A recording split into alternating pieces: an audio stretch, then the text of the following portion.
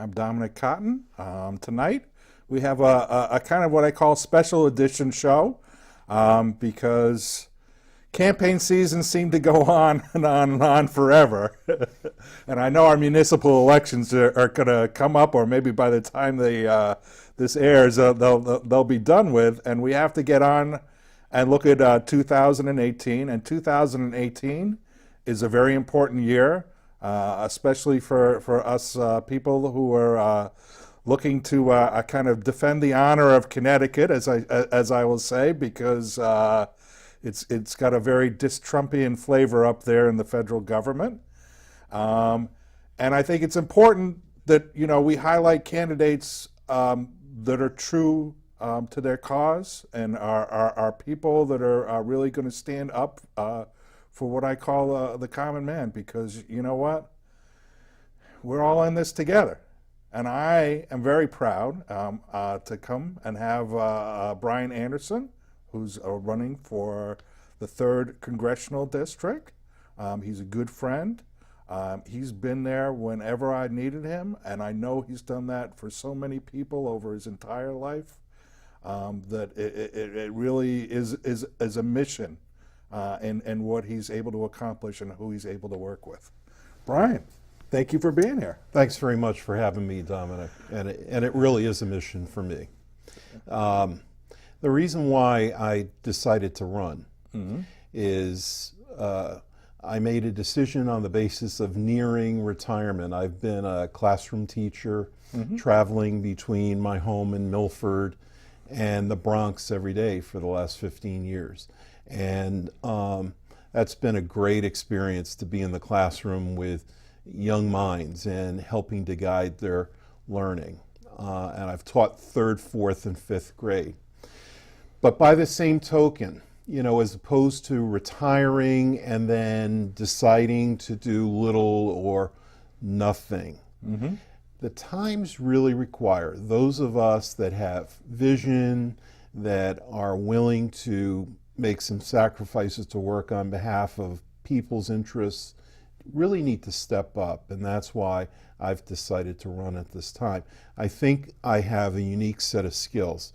I've been an elected official in Hamden, New Haven, and now in Milford, where I've been an alderman for the last 6 years. I've also worked in the economic development and housing field, where I had the opportunity to work for Mayor Ben DeLito in New Haven years ago, and then I was economic development director in Hamden. I have experience in Washington. I was an intern with Congressman Stu McKinney from Fairfield County. I ran Larry DeNardis's congressional campaign, successful campaign, went to Washington with him. I was named an LBJ Senate intern, working in the senatorial office of Lowell Weicker. I've worked for the Congressional Clearinghouse on women's rights. I've also had the experience of running the 3rd District Congressional office and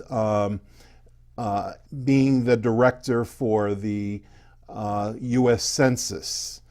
All of those experiences combined, I think, give me certain advantages. When I decided to run, I thought, okay, the career that I've had, really, this is a culmination of all of those experiences and working on behalf of people over the years and trying to make a difference in the individual lives.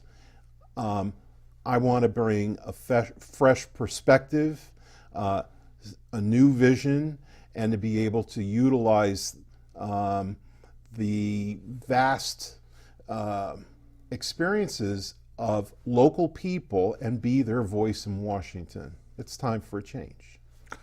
I know you've been my alderman for several years, and obviously I've gotten to know you, and I know the level of experience you bring to everything that you do, and I always find this personally incredible. You can sit there and you can remember people's names ad infinitum, what their individual issue is, who their family members are. I know I'm kind of new to this, and I'm going, God, I wish I had this guy's like memory to really be able to hold on to that amount of stuff. But I think it's the fact that you take the time to listen to people, and you take the time to be able to really care about their issues, and that's, you know, across the spectrum of your life, which is obviously demonstrated. I know you come from a political background. Your father ran Was for a office. selectman. Yep. Right. And you pretty much started running from the day that you were 18 years old. That's correct. Yeah, I actually, my dad was a Hamden selectman and served on the RTM, the Representative Town Meeting, which was the form of government before Hamden adopted a legislative council. So I was 9 when my father actually held elective office. And then in high school, Laura Rayo Rodriguez and I co-chaired the student council. And at that time, we were in the throes of the Vietnam War. Mm-hmm. And the big issue at the time was if we were to be drafted to serve in Vietnam, then we were entitled to the right to vote. So a lot of us worked on the Let's Vote 18 campaign, and we were successful in lowering the voting age from 21 to 18.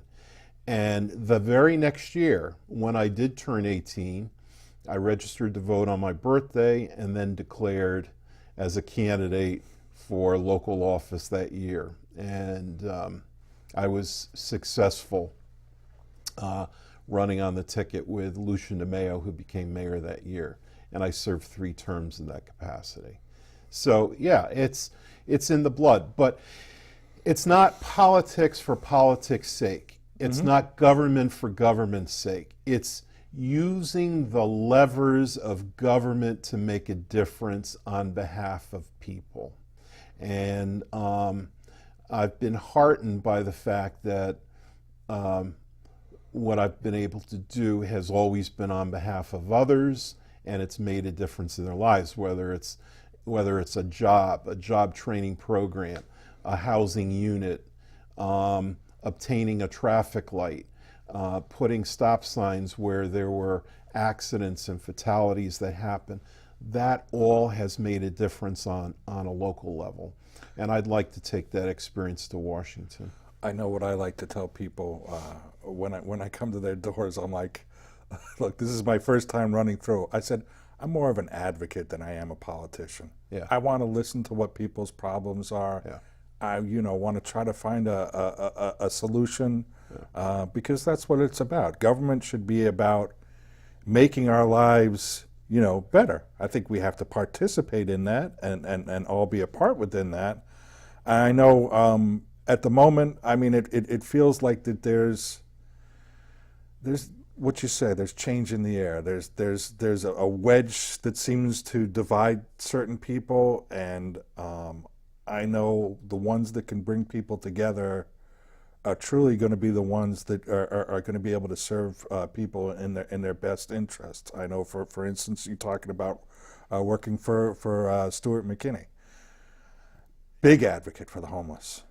Yes. Did so much for the homeless. Absolutely. And I know that brand, which I guess everybody from the other side seems to be railing against right at the moment, is taking down, trying to take down some of the centrist Republicans. I mean, these were the bread and butter back in the days of Connecticut. Stu was an environmentalist, and the wildlife preserve off of Stratford, Long Beach and Stratford, is named for him, and rightly so. He was the ranking member on the DC subcommittee, and as such fought for home rule rights of DC residents. I mean, when you think about what Stu advocated for, he really made a considerable difference. And you mentioned homelessness. There's a homeless/AIDS residence that is named for him in Fairfield. I'm very proud that there was that response on behalf of the community to embrace such a residence and name it for a great man like Stu. I know we met up with John, his son, some time ago, and we certainly had long conversations with him about some of the similar stuff. And you know what? It's being able to move past certain versions of politics and realize that people need help all over the place. Right. And I know one of the biggest issues that there are, and something that you're passionate about, is healthcare. Yes. I care deeply that we embrace a healthcare system that works for every individual and works for all of us. I have advocated a healthcare plan that embraces healthcare for all. And I would be a signer on to H.R. 676, which is John Conyers' bill to provide Medicare for all. I think it's time. Quite frankly, the ACA was adopted in 2009. It's now under attack. The president would look to withdraw the tax subsidies that assist those in meeting their payments. Rather than us going back and forth and treating healthcare as a political football, which is horrible when you talk about people's health and their need to live their life in a state of wellness.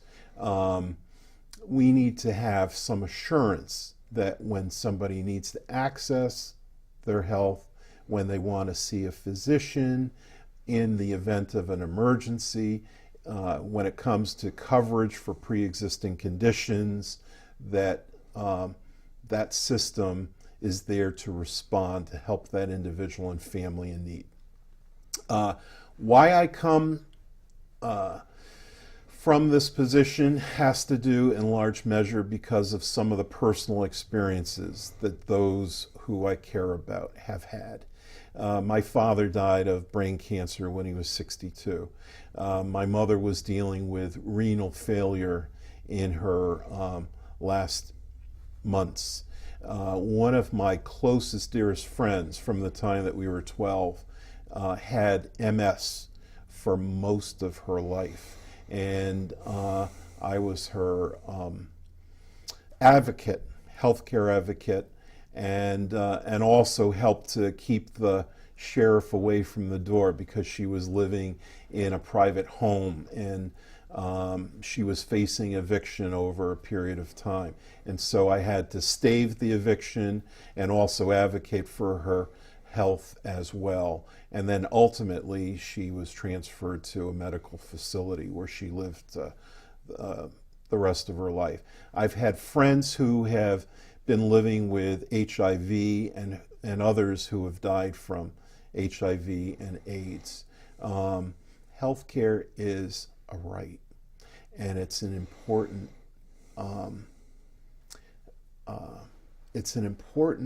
right that we have now decided we're going to step up and pay for. And it's more of a priority now than it was even at the time that it was enacted some 8 years ago.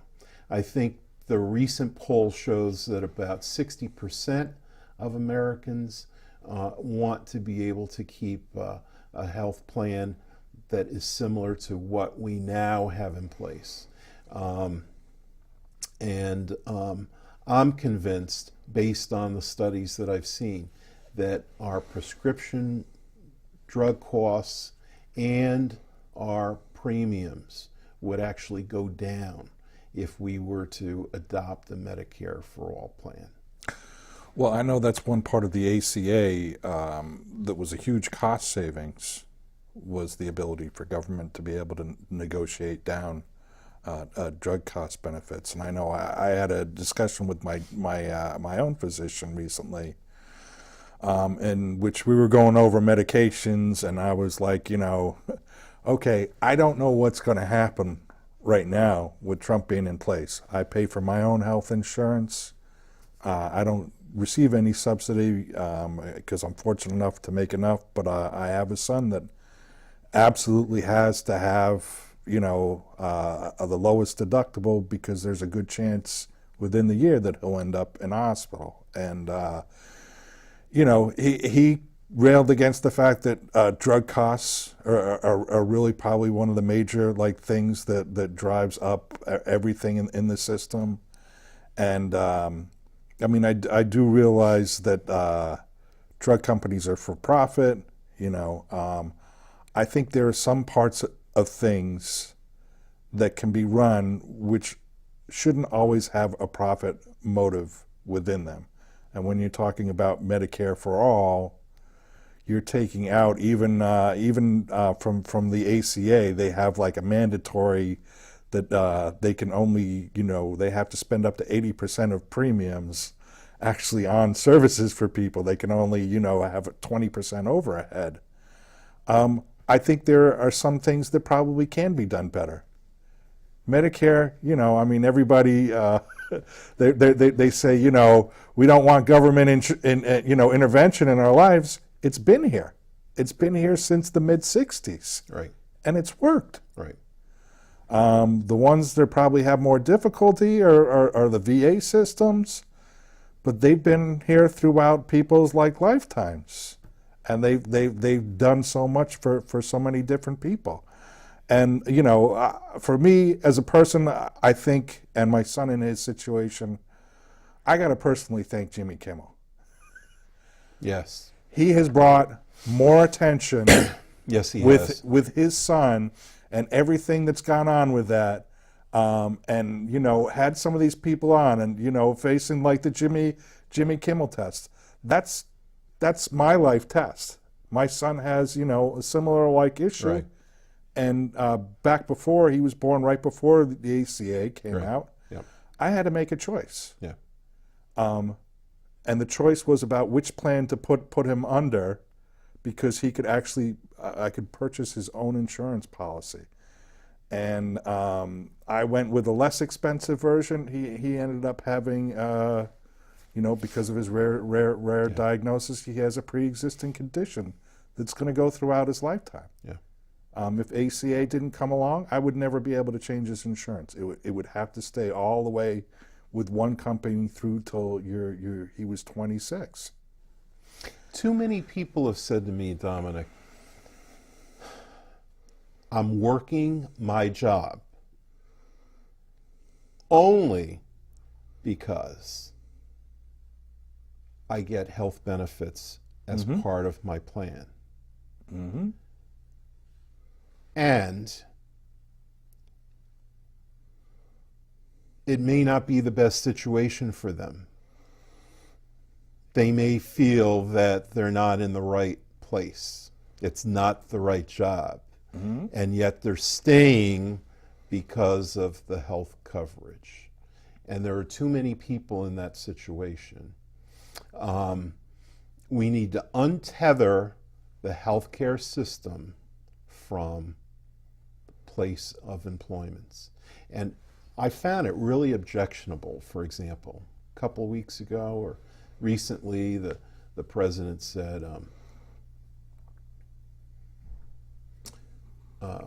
due to religious freedom, an employer should not be required to provide birth control as part of the health care plan. To me, women's rights and women's health are unviable.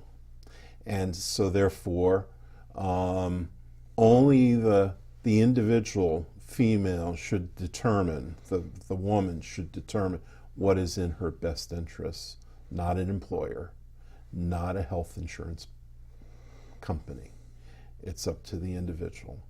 So short term, we need to beef up ACA to make sure that that it continues to be there, because too many people depend upon ACA. But in the meantime, we ought to be looking down the road and looking for the way that we can transition to a healthcare plan that includes all of us. I think, and obviously I have a master's degree in healthcare administration, so one part of that was obviously talking about policy, and healthcare policy has always been in increments that things get changed. And I feel it was unfortunate that one of the increments that could have been done back when they were doing the ACA was changing the age that Medicare can come in down to 55. That was actually on the table. Yes. And that within itself would have stabilized the marketplace, because now you're taking the most higher end users of people out of the system, and even the insurance marketplace would have been less for premiums if they did it that way. Agreed. But it was such a contentious issue, and yes. I can remember having so many different discussions with everybody of every different persuasion. Yep. And I always say one of my theories in life is it's easier to not give somebody something than it is to give them something and take it away. And try to take it away.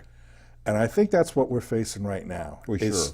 Is people have grown to accept that this is the way things are, and when they all of a sudden realize that this is what I have to lose, now they all of a sudden get it. And now they all of a sudden care about what happens. And, now, thank God, you have some sanity in the Senate and several different members who, really stick up for us. And I'm very thankful of Susan Collins and John McCain, and even Rand Paul for all his backwards ways of getting into it.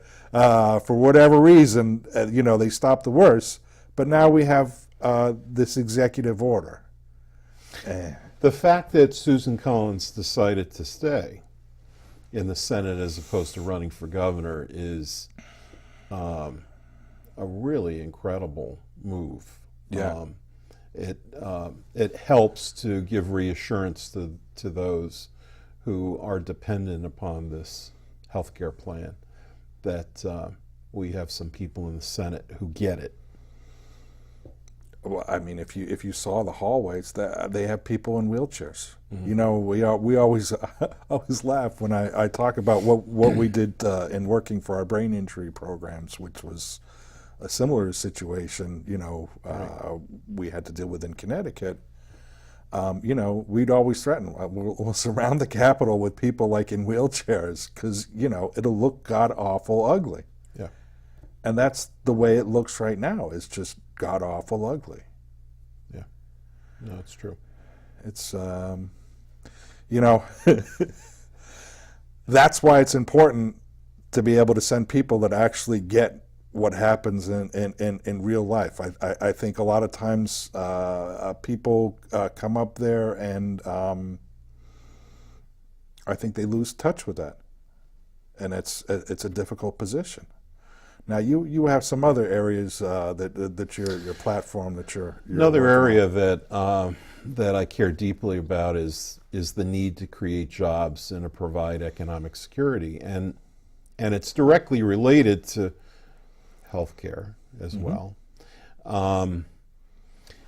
When I think of when Pearl Harbor Bridge was first envisioned and mm-hmm. it was in the drafting stage, and you and I and your son Mikey walked that bridge before it opened to the general public. We met up that day by happenstance. That was better than 27 years ago. And the question that I ask of people is, what's the next big thing? And that's the response that I get. Dead silence. What's the next big thing that's going to make a difference for our region, that's going to be the job creator? We need to look at our public infrastructure needs and couple them with transportation, because we have a transportation system that unfortunately fails us every day, does not work. If we're taking trains on the Metro North line from New Haven into Fairfield County or Grand Central, we don't know whether we've got a car coming that has the newer technology or a car that's decades old. I've been driving on I-95 on a daily basis for the last 15 years. Some days I can get in on time. Other days I'm running into work 1 or 2 minutes before the deadline. There was even a day where it took me 3.5 hours to make my way in recently. Our leadership needs to look at what our residents are experiencing and work at coming up with solutions. It's not easy, but in the case of transportation and infrastructure, it requires our entire congressional delegation working together, along with our governor's office, those in the legislature, and looking to turn the situation around. And that requires making friends within Congress outside of our area. You know, you have John Larson, who's advocating for a tunnel in Hartford. And some people think that it's a far-fetched idea. But what John did, to his credit, was he didn't walk away from the idea after he proposed it and it met with some criticism or skepticism. He brought the chairman of the committee in charge of the Transportation Appropriations Committee to Hartford to visit the area, see it firsthand. That's what's required. And whether that means that you cross the aisle and you create a dialogue with the other side, which is something throughout my lifetime I've done. When I was a progressive Republican, I had Democratic colleagues and friends. And now that I'm within the Democratic Party, I would look to find like-minded individuals on the other side that we can try to focus their attention on our problems, find common ground, and some solutions. Engagement. Exactly. If you can engage with people and learn the realities that you know, we all have basic needs and other things along those lines, and that some things are a philosophical difference that take a visualization to understand where each other's coming from. I think of that you in particular helped in getting Larry Butler down to Milford. That's right. To take a look at our affordable housing situation, and that was one of the things that turned the tide, you know, with him, and got a commitment for him because he actually saw and understood what was going on. Right. And you have to be able to do that on their issues too. And I think in our district, you know, the alliances were created years ago. We don't even know what they are because it's not benefiting us. We don't see it visually. We can't touch it. Whatever the alliances are currently in Congress for our district have not created a job for us. Too many of our residents are on the outside looking in. They actually might have lost hope, and they need to be reconnected. And I intend to do that. I intend to be out in the communities, talking with people, looking at their issues, listening to what they're saying, and then responding to it. I'm very well aware that there needs to be a different approach when it comes to providing jobs, economic security, meeting our transportation needs, and looking for projects that can really make a difference here at home. Well, I know you talk about rail, and certainly the Northeast is the highest used rail line, and a lot of our bridges. I mean, if you look over in Stratford and other towns going across different rivers, or if you've been up to the edge of the district, or I think it's just over in the Connecticut River, those bridges are 100 plus 120 years old. The one down in Norwalk, the Walk Bridge, Right. Similar situation. Right. If we're going to bring things in and build up the transportation corridor, because the corridor really does run, Washington up to Boston, and in particularly New York to Boston. This is where some of the oldest rail track is and the most heavily used is. That's correct. So putting in new rail lines and fixing some of the things that we have is really helps out the whole region. And then it would also be a matter of looking at where the railroad beds are. Mm-hmm. There are railroad beds that were created decades ago that are either that go unused or they're underutilized. And maybe they can be put to a better use. They're taking up a lot of space, particularly in the yards of train stations, Stamford being one, New Haven being another. We've got to take a look at that and see whether we can try to bring some clout to bear that are going to make a difference. So now, what other? I know a lot of, I guess, what millennials are looking for, and you're looking at the people that, and I see this on two ends of the spectrum. A lot of the millennials, I think, have a lot of hope, but they're looking for some guidance to be able to get them to that next step. And I know the economics of that is really important. I think our economy as it is changing. I think it has been changing over a long period of time. I think advanced manufacturing is the way to go, and that we create education programs that are much more in line with that maybe people don't necessarily need a 4-year degree program, but I think they need a path forward where they can do some level of training so that they can be a part of like the advanced manufacturing. We have a tendency to take 2 steps forward and a step back. Mm-hmm. I served for 7 years on the Board of Trustees of the community college system.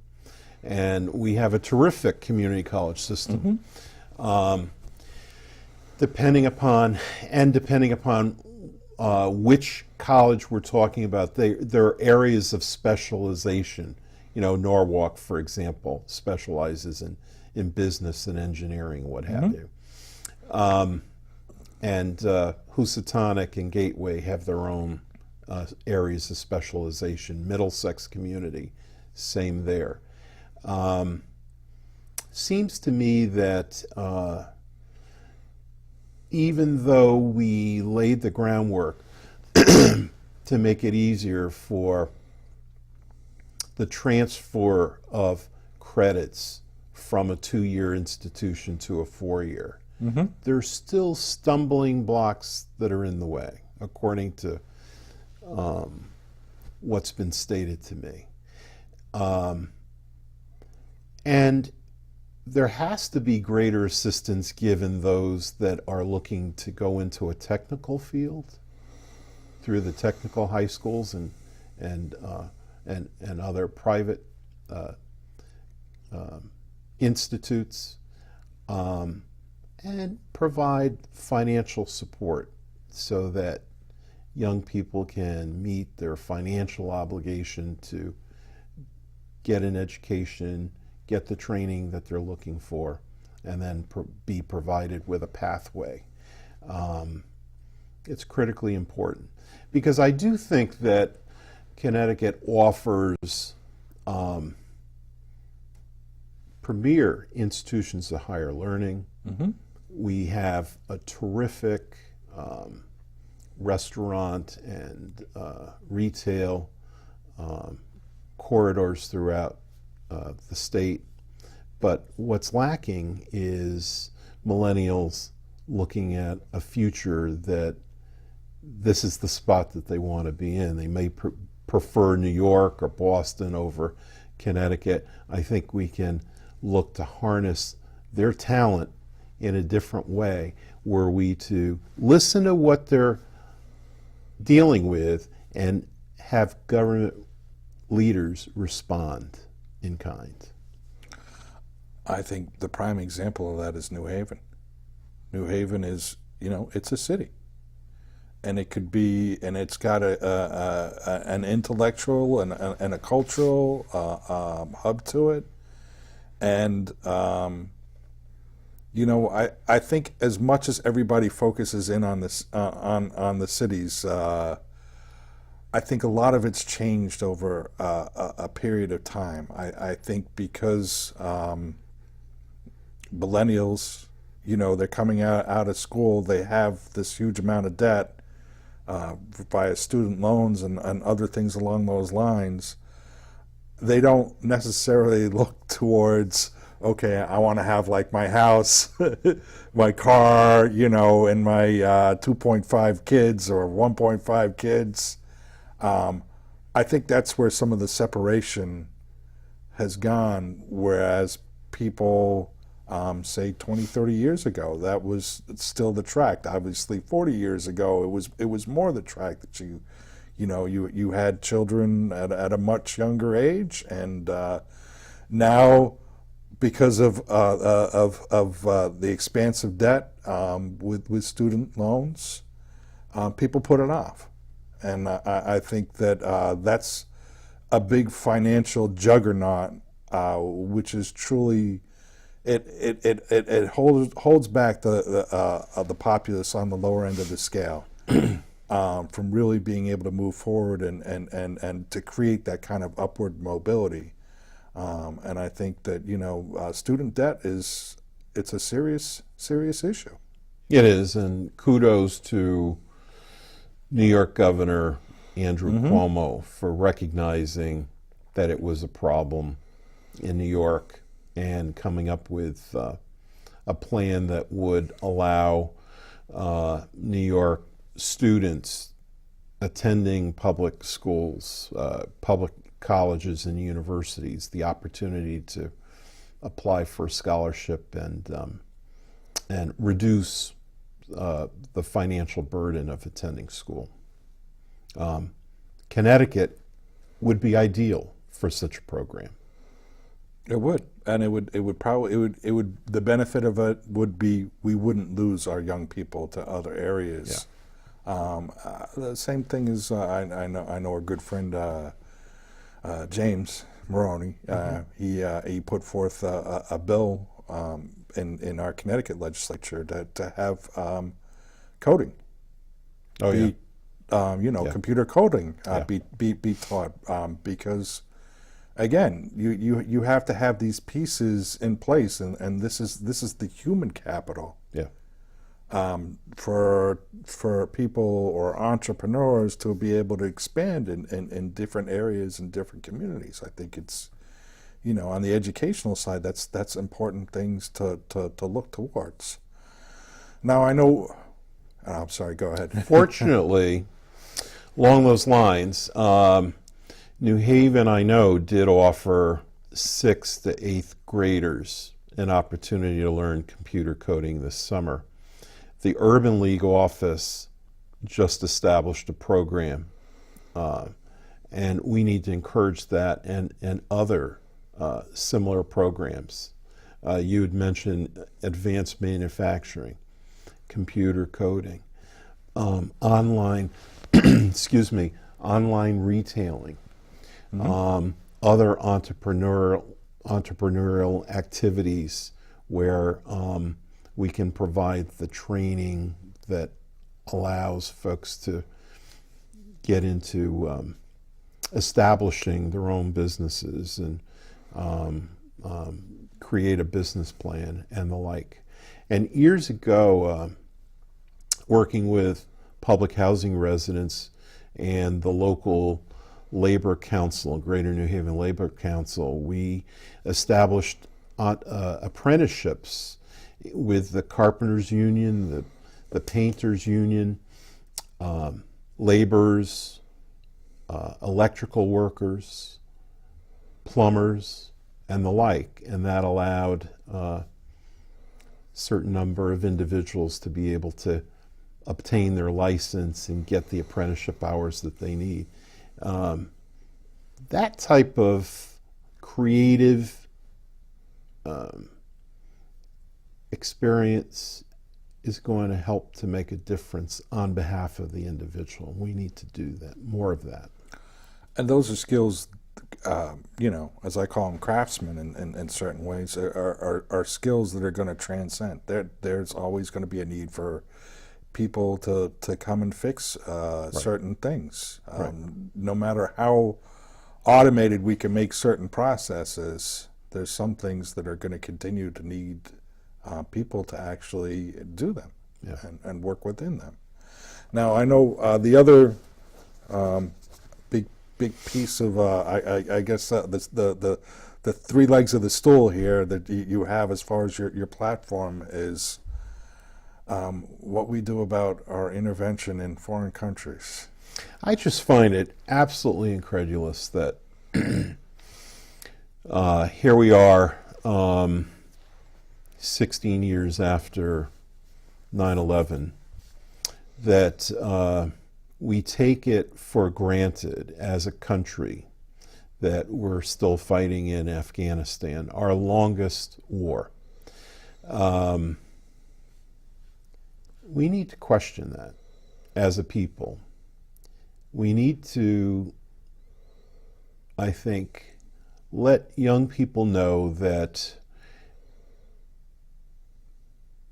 there is greater hope in the world, that we can be, as a nation, a moral authority for the world to bring about an end to the conflict, not to be actively engaged in it, not to be promoting it, not to be guiding it, but to bring countries together, to use our moral authority to bring about a peaceful, lasting solution. There's something wrong with a society where we're expending dollars and we're sending our sons and daughters into a military conflict and think that that's the way that it should be. Naturally, we need to protect ourselves. We need to provide security. And that's one of our country's major responsibilities under the Constitution, to provide that security. But I believe that there has to be more of an effort made to use our moral authority to bring governments together, to bring those heads of state, and to look for long-term solutions, because it's our dollars that we're spending, Mm-hmm. and there are young people that we're sending. My own niece, my namesake, Brianna Lee, served in Afghanistan, and she went on a couple of friendship missions over to Romania and Bulgaria while there. She served for a while at Bagram Air Force Base. I think when President Obama redirected our focus from Iraq and back to Afghanistan, he was quite right in doing so. But here we are, where the president punted for several months before making a decision, and then ultimately leaving it to General Mattis to decide that we're going to send upwards of 5,000 troops back to Afghanistan. 5,000, whether they be special advisors or not going to win the war. It's not going to win it.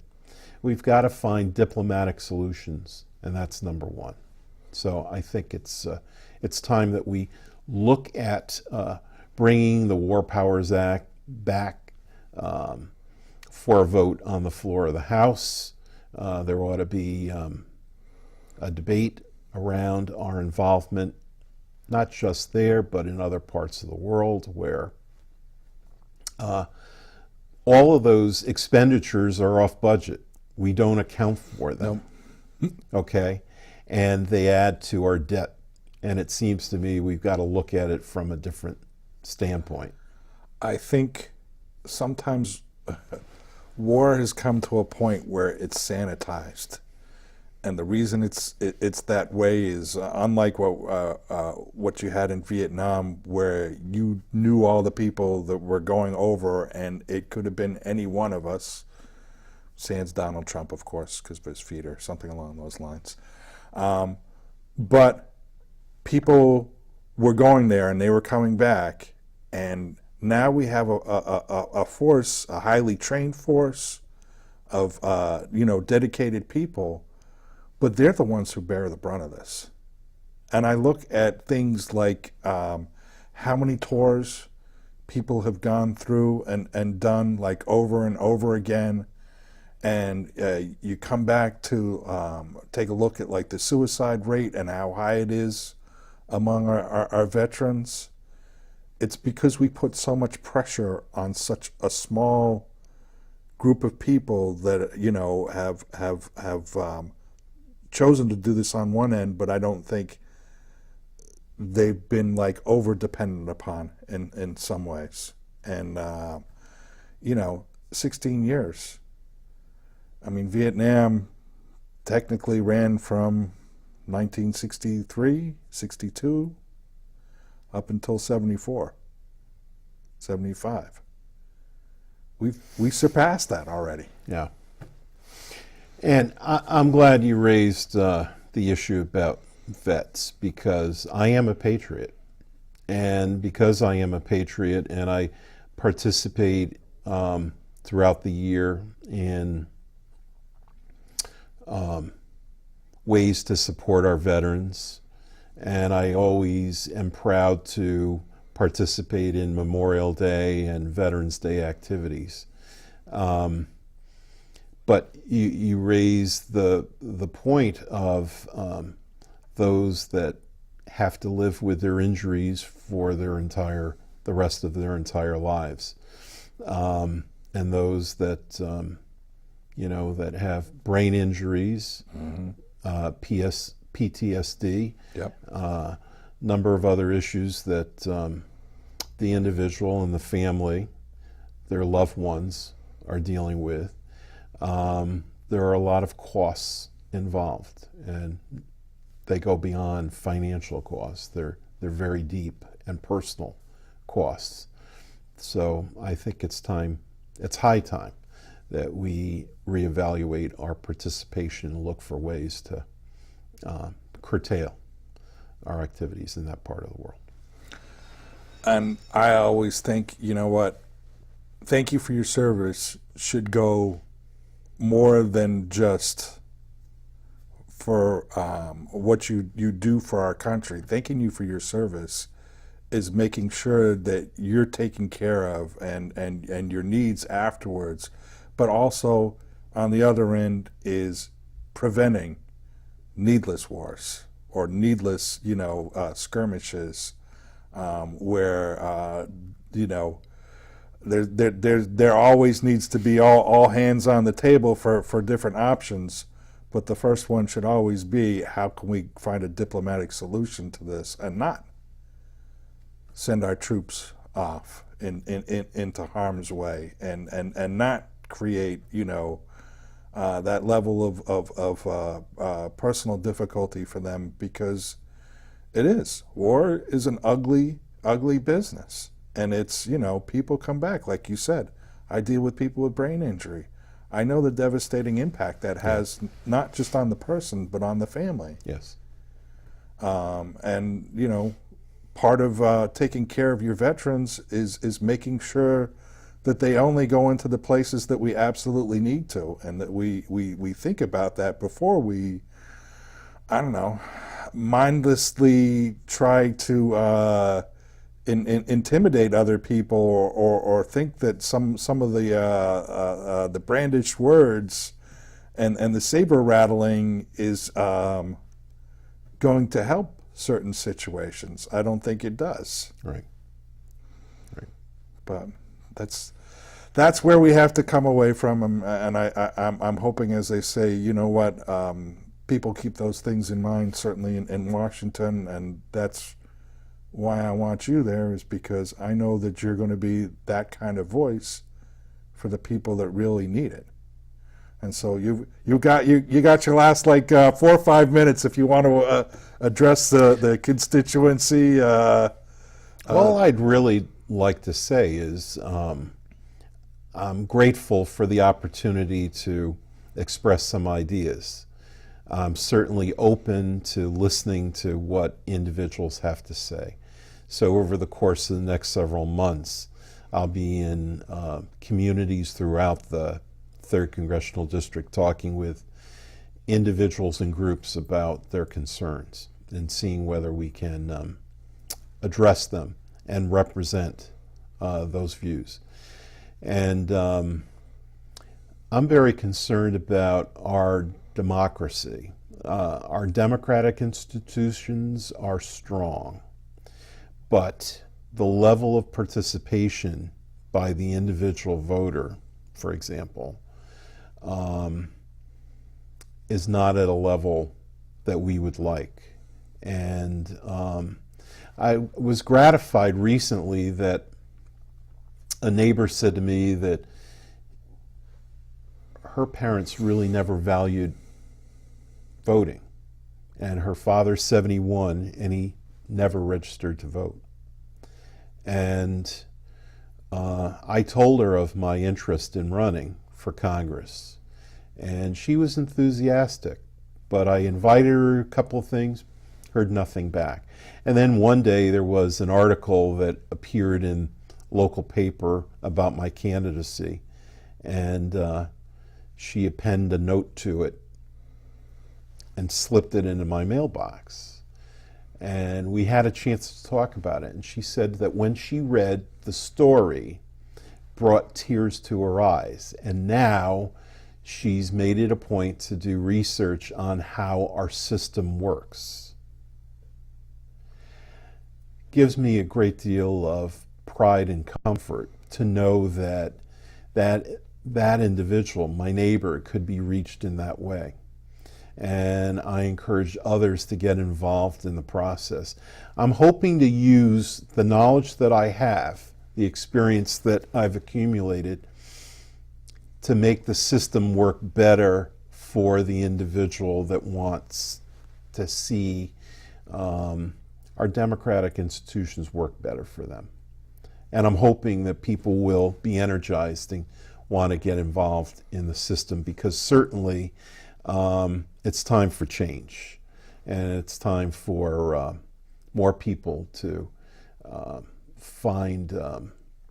It's a time for their input to a greater degree. When you have an election and less than 50% turnout,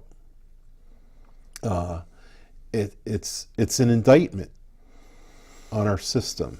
And partly to blame are the folks that manipulate the levers, that run the institutions. And I encourage more people to get involved, because that's how you can create change. Well, I know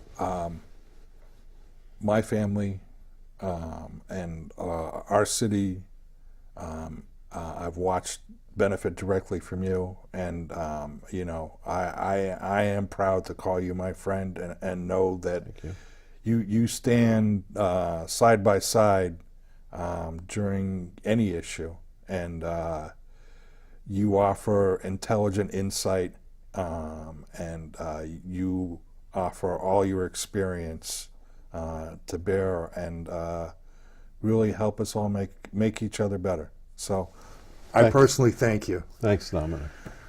And with that, November 7th is coming up. I'm not sure whether it's 2017 or 2018, but it just shows you how important getting out and being part of the process is, and getting out the vote. So everybody go vote, and we can run the street.